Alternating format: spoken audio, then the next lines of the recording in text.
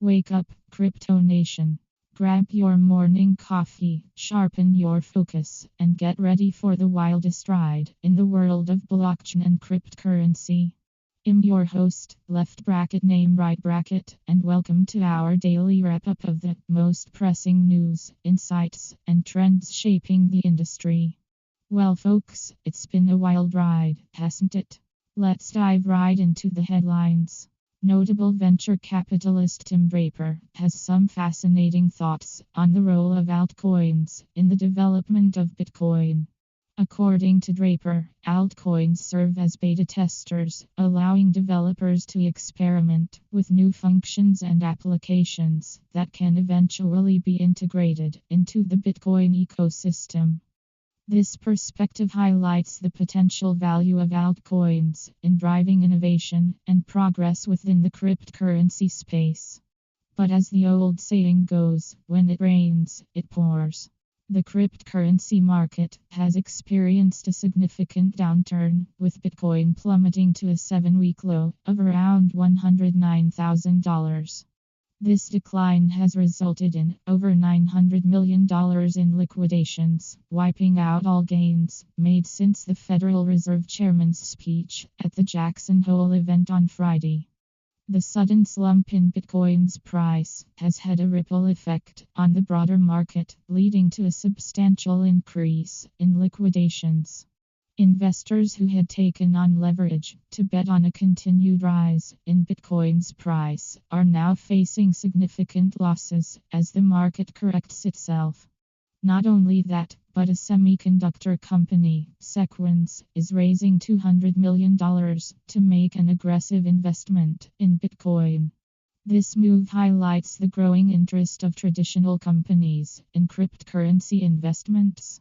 Now let's talk about blockchain bytes. Ever heard of the term gas station for astronauts? Well, it's not a new restaurant in space. Rather, it's a clever analogy used to describe the way Ethereum gas is essentially a feedstock for smart contracts. Gas, like it or not, is what powers your entire smart contract infrastructure. Yes, it's the lifeblood of the decentralized finance ecosystem, allowing transactions, messaging, and updates to be executed fast and securely. But who knew that gas could also be likened to the gasoline we put in our cars? Mind blown. And that's Blockchain Bytes for today, a little something to spark your curiosity and get you thinking about the intricacies of Web3. Moving right along, a fascinating development has emerged in the world of cryptocurrency exchange-traded funds, ETFs.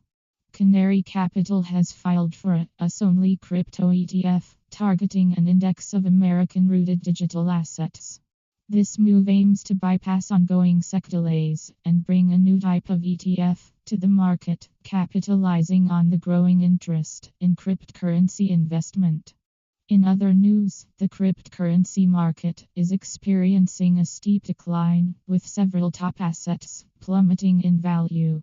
Key points include Bitcoin reaching its lowest price in weeks, Ethereum experiencing a sharp decline, and crypto liquidations exceeding $900 million.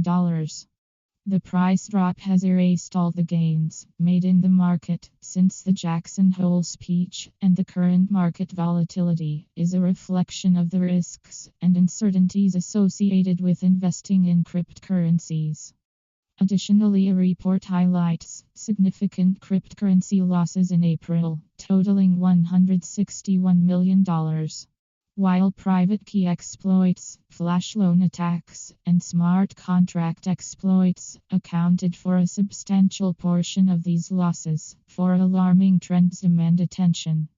The rise of supply chain attacks, increasing sophistication of crypto crimes, growing use of decentralized finance DeFi platforms, and the lack of clear regulations in the crypto space.